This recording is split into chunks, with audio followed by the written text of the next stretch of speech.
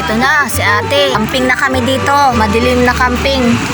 Kuha kami ng mga dahon at kahoy. Oo. Ayan naman sila doon banda. Iba kasing lupa dyan, te.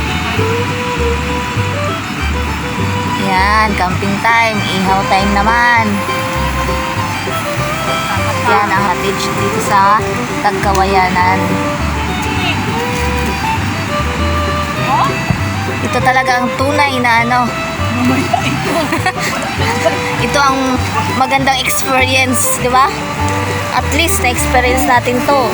Ito yung mga tunay na challenging camping in the dark. Oh, wala kami ditong ano, walang bonfire. Through ano lang to, cellphone lang yung ilaw namin.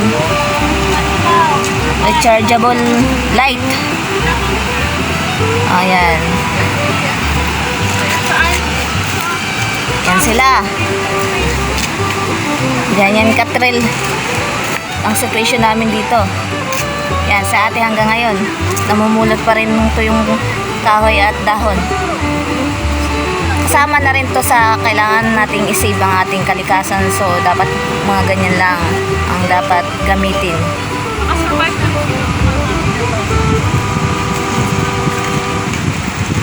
Yan.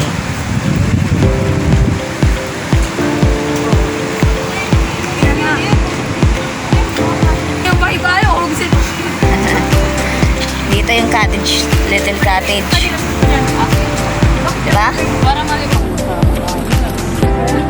Lugar kami ng madilim. Shave mo muna yan la. Nakakatakot. Joke. Shave mo muna yan. Yan. Grabe. Yan, sa Smina.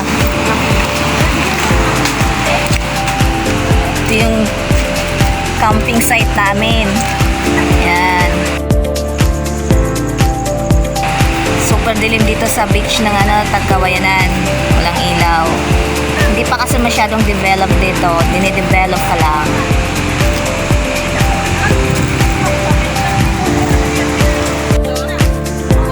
Ito, painan na. Painan sa madilim na lugar. Yan. Ano yan? Pakainin mo kami. Ang ngayon, kakain mo sa ganyan? Yan. Diba? Kakaiba to. Ganda pa ng sunset, no?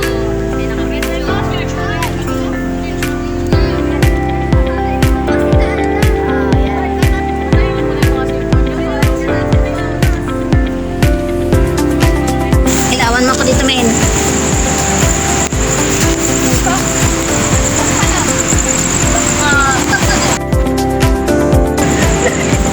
Sleeping time.